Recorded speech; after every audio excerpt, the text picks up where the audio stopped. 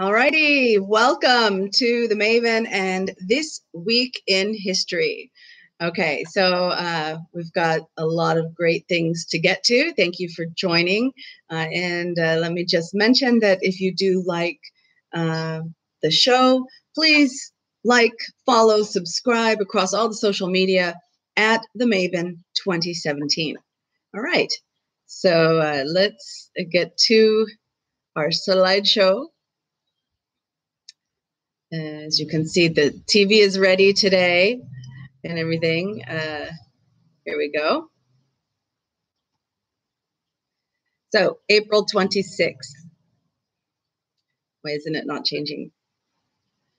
Let me try it on this one. There's always something a little technical going on. That's all right. But, you know, we're live on both Periscope and YouTube. I cannot actually see the YouTube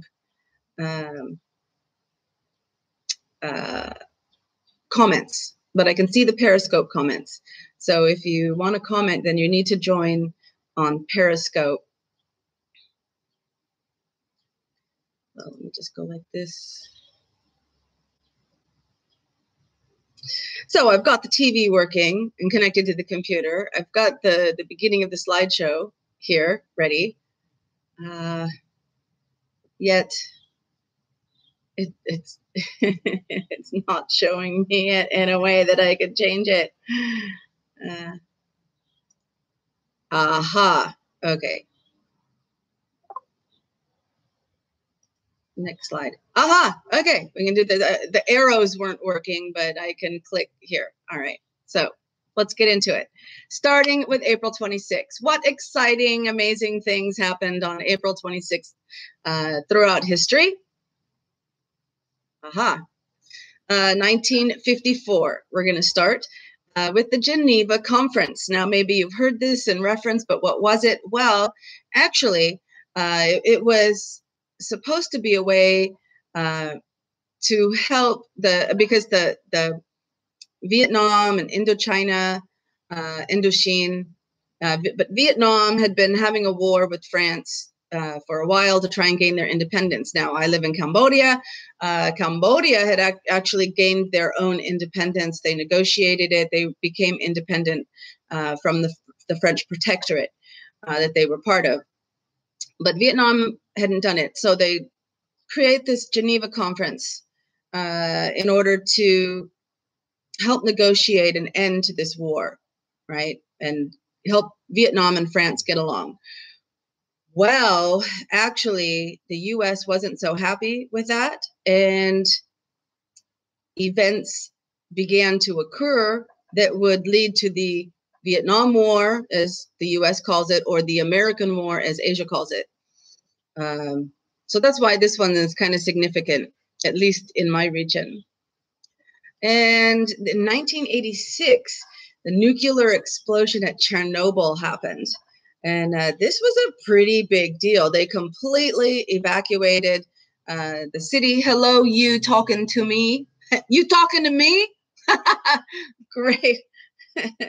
Great guest that just joined. Great name that you got there. And if you don't know, that's from Taxi Driver with Robert De Niro saying that famous movie line. Okay, so they evacuated the city, and everybody, everything is still there today. There's like some recent YouTube videos of people that have snuck in the area, and everything is like it was that day, and bad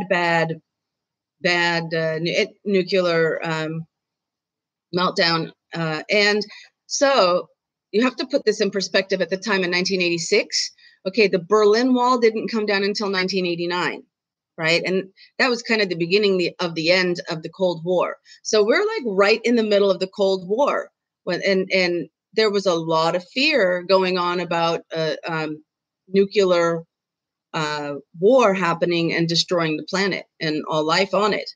You know, so when this happened, it was like, see that, you know, it could really happen, you know, and but the Cold War ended finally in 1991. So moving on. 1977, April 26th, we're on.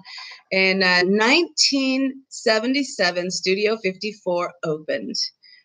And if you don't know Studio 54, this was like the iconic venue representation of disco and the entire disco era. Now, I was actually a little surprised to learn, I'm sure I've seen this information before, it just hasn't sunk in, that it closed in 1980, which means it was only open for 3 years. And like everybody who was anybody was there. Absolutely. I'm not even going to start naming names because there's just way too many. If you just go to Google, search images and Studio 54, you'll see all the people that were spotted going to Studio 54. They had crowds outside on the street trying to get in every night that were like huge crowds, hundreds of people trying to get in every night. And they only let the most elite people in, right? So April 27th, moving on to April 27th. In 1521, Magellan was killed in the Philippines. Magellan, have you heard of Magellan?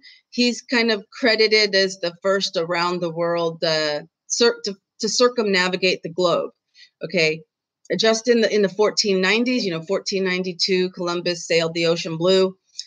Columbus had discovered the Americas, so less than 10 years before.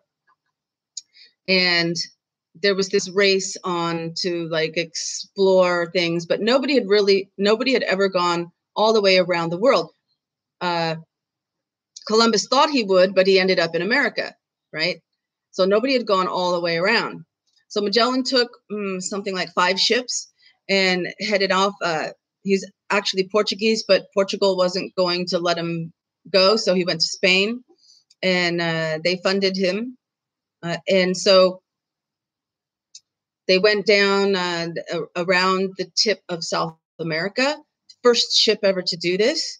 And then when they went around and then hit the Pacific Ocean, they thought it was so calm because the Atlantic Sea can be pretty rough, I guess. I've never crossed it in a ship, but it was so calm sailing across the Pacific Ocean that they named it Pacific from the Latin word pacificus, which means tranquil. You think of the word pacifism, right? To not participate in war as a pacifist. So Pacific, tranquil waters. All right, that's how the Pacific Ocean got its name. That's why I threw that in there. Interesting trivia. And so he and the 3 ships made it around the tip of through the Straits of Magellan, the tip of South America.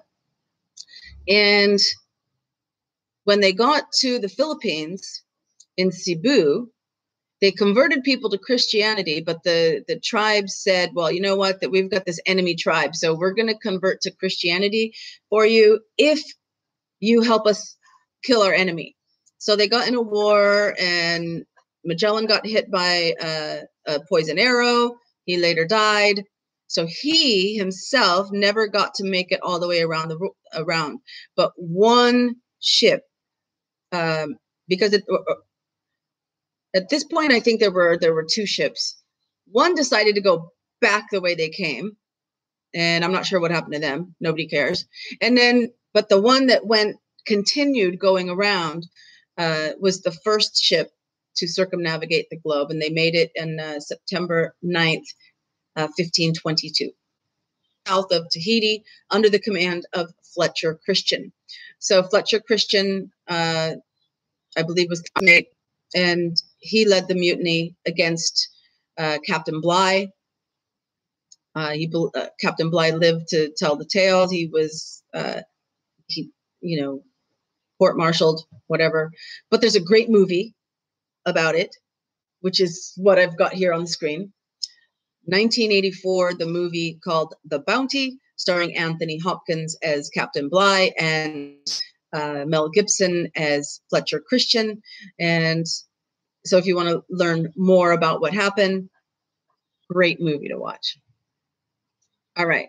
1945, on this day, Benito Mussolini was executed. Now, I found a picture here that is not so close up on of their hanging. Now, this happened in Milan, in the famous courtyard where there's a big cathedral. Can't remember the name of the cathedral in Milan, but it's really famous, and a big open air market, covered, but it's like covered. They covered the streets. Anyway, so the market is very famous. The cathedral is very famous, and the plaza there in front, very famous. And this is where there was a little gas station, and they hung Mussolini, his wife, and other people. You know, the wife, maybe it was a mistress, whatever. Hung her too. You could see there's about 5 or 6. Well, no, you can't see because I purposely chose this picture. So you couldn't see too much because I don't want it to be too graphic, because it is pretty graphic. That's what happens to dictators, I guess. In 1967, Muhammad Ali refuses army induction. So this was a pretty big deal. Muhammad Ali, one of the greatest boxers of all time. And he was immediately stripped of his heavyweight title. Now, while he was born Cassius Marcellus Clay Jr., he changed his name to Muhammad Ali in 1964, 3 years before the army tried to draft him. And he converted to Islam, and that's why he changed his name. And as you can see in this headline, he got 5 years in jail and a $10,000 fine for not going into the army in 1967. Moving on to April 29th, what happened on April 29th in history? Well, all the way back to 1429, this was the day that Joan of Arc relieved Orleans. So Orleans, a city in France, was under siege and by the British. This was part of the 100 Years' War. And she was only 16 years old. Okay. And the French, like, they weren't getting anywhere with this war. And hears voices, receives a vision, whatever you want to say, that she's like, it's you, rise up and do this. So she goes to the king and says, hey, because nobody else would lead anything. They're like, nah, it's kind of like the old story of David and Goliath, right? Nobody wants to go after the big giant, and here comes little David with his slingshot saying, well, you know what? When I'm out there protecting the sheep and I got my slingshot, if there's a lion or there's a bear, I'm going to put a stone in my slingshot, and then I'm going to get, I can kill, if I can kill a lion and a bear, because my aim is so good and I can like smack it right in the middle of the head. This giant's no different than that. Let me at him. The king goes, well, none of my best soldiers are stepping up to the plate. So, okay, go ahead, David, try. And, and in the story, he killed Goliath, cut off his head, all this kind of stuff. Well, same things. The history repeats itself, right? Here's proof of it. Joan of Arc, 16 years old, said, hey, I'll do it. And she did.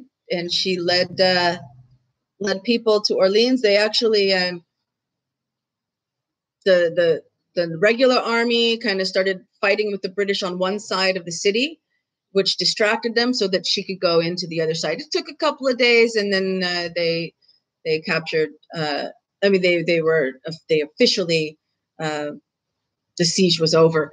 And then, of course, later at some point, the British captured her, and then burned her at the stake for heresy. All right, because they're like, you're just a 16-year-old girl. You're getting gods talking to you, really? Burn at the stake, witch. That's what happened. All right, 1968, right in the middle of the Vietnam War, Hair, the Broadway musical, premiered on Broadway. Now there's a movie been made of that. Theater troupes around the world still perform Hair. It's an iconic anti-Vietnam War musical. And because of the hippies, they had the long hair. They all hair, whatever. You don't understand it, go find the movie and watch it. All right, 1992, dark part of history. The Rodney King trial verdict was announced. Now, Rodney King, you don't know who that was. there were okay, Black Lives Matter, right? We all know that. That's in the news like almost every day about police brutality, right? Everyone's got their cell phones. Police have their little cameras on their, and in the car and sometimes on their bodies. So there's all this video now of any kind of police brutality that can happen. Well, back in 1992, let me tell you, most people didn't even have a cell phone. And if they did, it was like this big black thing, big cell phone, right? And only really, really rich people. The middle class, we all had pagers. Used to be only doctors had pagers so they could get paged if they were on call, oh, so-and-so going into labor, or, oh, we just had a really bad accident. We need you to come back to the hospital and do surgery, right? But the pager market opened up to the world.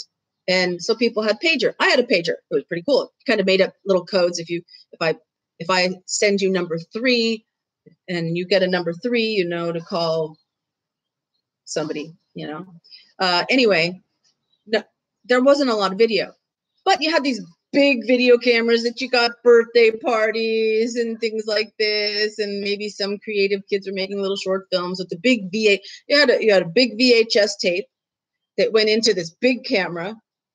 And then they kind of got smaller. But anyway, so someone happened to have a camera going when 4 police officers in Simi Valley, which is in the Los Angeles area,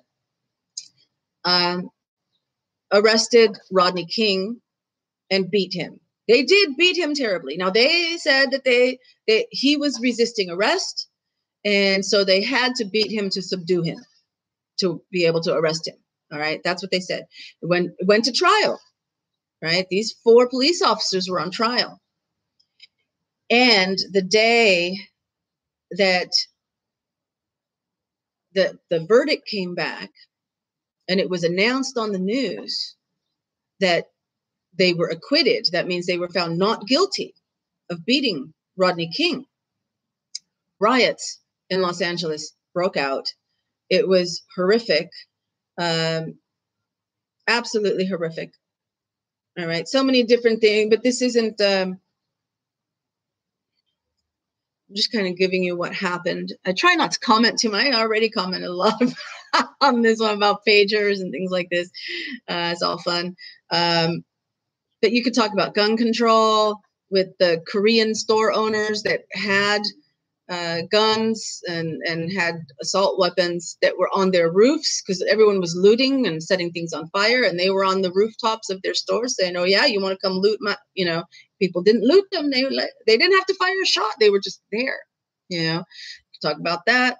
You could talk about Rodney King, Reginald Denny. You can look him up if you want. It's horrific. He was just driving his truck and in LA, and there was a traffic jam. So he decided, you know what? I'm going to take this exit. Nobody knew that the riots were really going on yet. Okay, some news was starting to cover it, but he's in his truck. He doesn't have TV while he's driving. So he takes this exit and ends up at this intersection right in the middle of the riots. And he's white. And the black people right now are not happy about white people. And they pull him out of the truck and beat him more severely than Rodney King was ever beaten. And you think he's dead. And some guy, black man, is watching, because, okay, it was on TV, because he was watching on TV. He goes, that intersection is around the corner from my house. This is wrong that they're beating this guy. So he gets out of his house and he goes to the intersection and he gets Reginald Denny, puts him in a car, takes him to the hospital, and he survived. And lucky for him, he's totally blacked out of what happened to him because it's just absolutely horrific. All right. So yeah, these horrible riots also broke. 1992. Moving on, 2011. This is April 29th. Britain's Prince William and Kate Middleton had their wedding. 3 babies later, this week she just had another baby. It was a boy. Yes, and he's fifth in line. But that's for Saturday for the news headlines. So back in history, 2011, they got married. All righty. April 30th, what happened? Well, 1945, Adolf Hitler committed suicide. This is a famous photo of his bunker. Now, there's a lot of conspiracy theories out there that he didn't really die, that they had some kind of patsy there that dressed up like him, and that they killed him while Adolf Hitler escaped and went to Argentina or Antarctica or someplace, right? But history, as we know it, says that he committed suicide. All righty, 1948, the original Land Rover debuted at an auto show. Here's a photo of Winston Churchill with a model of the first Land Rover. So anytime you think of exotic places like African safaris or, here in Asia, the Land Rover has been the number one vehicle forever. And in Cambodia, the UN, during the UNTAC days, the UN always had Land Rovers and everything. And the Cambodian word for car is lan. And I have this sneaky suspicion that it's from Land Rover. I tried to find out if there was, if they called them lands before the Khmer Rouge Civil War period, because not everything was a Land Rover back then. Maybe there were a lot of Land Rovers. King Sihanouk had muscle cars. Yeah, he liked to make movies, and in some of his movies, he's got some sweet muscle cars. Yeah. But anyway, Cambodian word now is lan. A pen. You know what they call pen? Bic. The Khmer word for a pen is bic. Why? Because obviously they had a lot of Bic pens that said Bic on them. You know what the word for calculator is? Casio. Because all the calculators had Casio on them. So it kind of makes sense that Land Rover maybe kind of got shortened to LAN, and now cars are called LAN. Just a theory. There's no proof on that. Bic and Casio, that's kind of obvious proof. But the LAN, I don't have any solid proof on that. It's just my theory. So 1975, South Vietnam surrendered, ending the Vietnamese War or the American War, depending on which side you were on. And so this was on the 30th that there was an official surrender. And however, this famous photo of people evacuate this is the very last helicopter evacuating people out of Vietnam, out of Saigon. And that happened the day before, on the 29th, which I suppose I could have put on the 29th. Whatever. I put it on the 30th, that the official day that Vietnam surrendered. Okay. May 1st. What happened on May 1st? Well, this one I didn't put a year because it's just like ancient. May Day. May Day, not why we say May Day for SOS, like if the ship or I think it was all back in shipping times before airplanes. If they had trouble and they were sinking, they would go, Mayday, Mayday. Well, airplanes then also, Mayday, Mayday, they're going down, right? Signal for help. I'm not sure how that happened, but originally it was a pagan holiday that was celebrated. Here is a maypole dance, but the pagans, it was basically the spring holiday, spring, Easter, the spring equinox, very big in the pagan holidays and things. But May Day, if you think about Easter bunnies and Easter eggs, and then all of this was the fertility. The spring was rebirth of, the plants all kind of die, they not die, but they go dormant during the winter, and now everything's coming back to life again, and all of the animals are having babies so that they can grow and survive during the summer before the winter. So it was very much a pagan fertility holiday. And like most big Christian holidays, they were that you got to say back like in the Dark Ages, right? Pagans were the only ones having fun, all right? And the pagans were the major competition for the Christians in Europe, okay? Roman Empire, Europe. The pagans are having all the fun, and the Christians are trying to say, hey, you can't have fun, so we've got to change this holiday. People are not going to give up their holiday, so let's just change the meaning of it. And that's what Easter is like in spring, and you also had a winter solstice holiday, which ended up becoming Christmas and everything. But yeah, May Day. Moving on, 1786, Mozart's Le Nozze di Figaro. I don't know how to say that in Italian or Austrian. Sorry, Austrian. I'm sure that's awesome, but I don't know. It sounds Italian, doesn't it? Most operas are Italian because of Latin and everything. So, but he was Austrian. It premiered in Vienna, capital of Austria.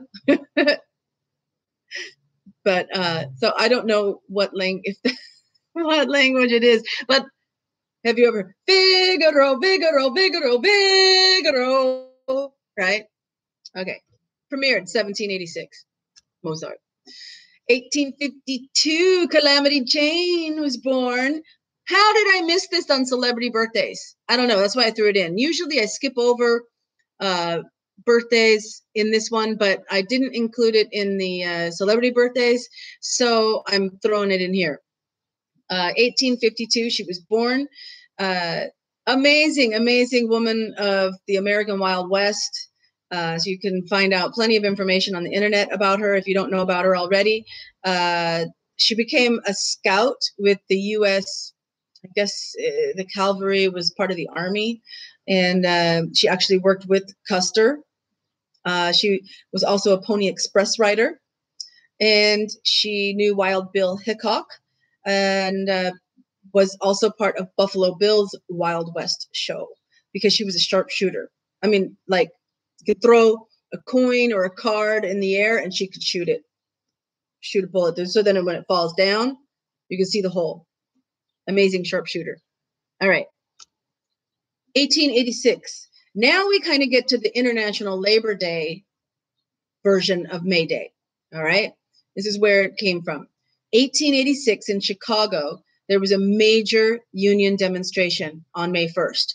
Now, it continued, right? And it became this period, these protests, which were for an 8-hour work week, because people were working,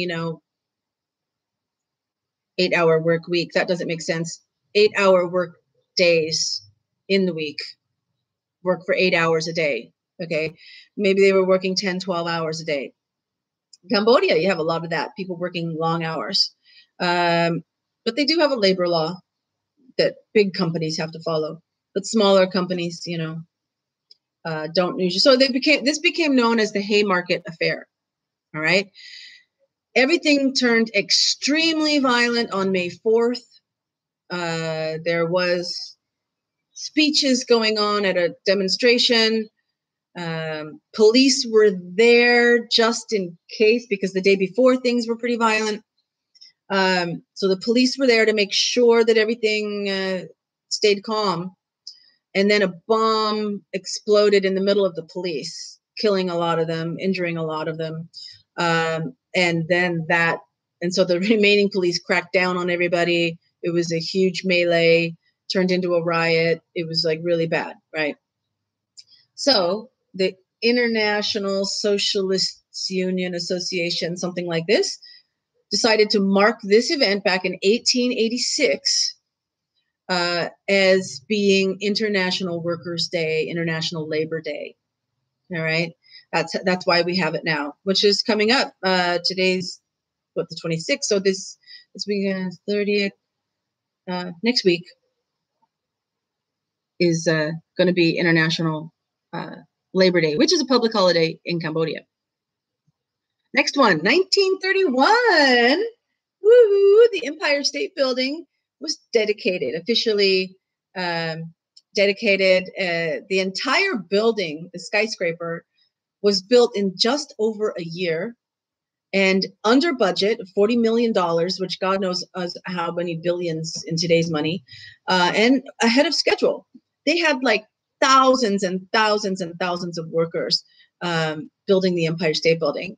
In 1972, so it held the world's highest building from 1931 until 1972, so 41 years. It lost its title to the World Trade Center, which only held it for 1 year, and then the Sears building in Chicago held it for like a long, long time again. Now, when you talk about the Empire State Building and it being dedicated and it being the highest or tallest building in the world, you also have to talk about the Chrysler Building, which is why I have the picture of the two of them here. And so they had a competition going to see who could build the highest building. And so they'd actually they'd be almost finished and then like, oh, well, I'm going to build more. Oh, I'm going to build more. I'm going to build more or whatever. But that's mostly like with the antennas on the top, And so the Chrysler Building and the Empire State Building were in this race. The Chrysler Building did finish first. So for 11 months, it got to be the world's tallest building. And then the Empire State Building, before it was finished, made sure that the antenna was just a little bit higher than the Chrysler Building so it could claim the title. All right. 1941, May 1st, maybe on purpose for International Labor Day, right? Citizen Kane was released. Now, if you remember, we in our celebrity birthdays this week, we had William Randolph Hearst's birthday, and Citizen Kane is rumored to be about William Randolph Hearst, who was a newspaper magnate. As I had mentioned in celebrity birthdays, it is like Rupert Murdoch today. Okay, how he controls so much of the media. Well, that was kind of like Hearst back in his day. Okay, so if you haven't seen the movie, see the movie. It's a good way to. Films can be a good way to educate about history, But you gotta be careful because some films try really hard to be historically accurate, right? And other films, they take the main story of history and then it's based on the history, but it doesn't follow it too closely, right? So in the case of the Unsinkable Molly Brown, that is a movie about Margaret Brown. She was sometimes called Maggie, but never called Molly. And the story based on her character, a survivor of the Titanic, amazing woman. If I have like one person in history that I admire, it's Margaret Brown. And you can search about her and the real history about her. But anyway, the movie was a musical. And so it's like, the Unsinkable Margaret Brown. No, Margaret, that's like 3 syllables. The Unsinkable Maggie Brown. I don't like that so much. Let's make the Unsinkable Molly Brown. Oh, yeah. Okay. So that's what we're going to call it because it fit the music. And so henceforth, she is known as Molly Brown. And even her house in Denver, Colorado, is called the Molly Brown House, because that's how everybody knows her in history, even though during her lifetime she was never called Molly Brown. So keep that in mind when you're watching films. If they're not documentaries, you're watching a dramatic film about history. 1933. Okay, so we're on May 2nd. 1933, the Loch Ness Monster was sighted. Ooh, right? So this is in Scotland, where a lake is called Loch. So Loch Ness is a lake in Scotland, in the Highlands. And this photograph was taken. Now, talk about conspiracy theories or whatever. I mean, that's like, actually look up Operation Mockingbird. The CIA is the one who invented the term conspiracy theory. It had never been used before they invented the term. Do your own research about that. Anyway, so some people think it's a hoax, and this photo is faked. Some people believe it's real. Some people believe even if the photo was fake, that there really is like maybe an ancient dinosaur that got stuck in the lake and has been able to reproduce, or is just because it's a dinosaur can live longer than people, I don't know. Anyway, it's up to you to think what you want, but Loch Ness is, and the Loch Ness Monster is, which is named Nellie, Nellie, the Loch Ness Monster. Definitely part of pop culture and history. 2011, Osama bin Laden was killed by U.S. forces. Or was he? I don't know. There's conspiracy theories about that too. All right.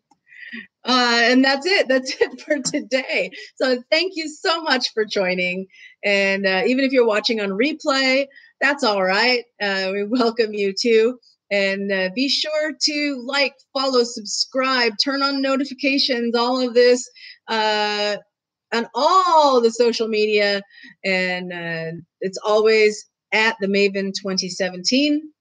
And we've got YouTube, Facebook, Instagram, Twitter, Periscope, and Gab. And don't forget, it would be like really awesome if you would like to become a sponsor. And that is done on Patreon. Okay. So I hope you have a wonderful, amazing day today. And I hope I've given you some interesting trivia to think about and history. And this is our educational day. So thank you so much. And so we're going to say goodbye.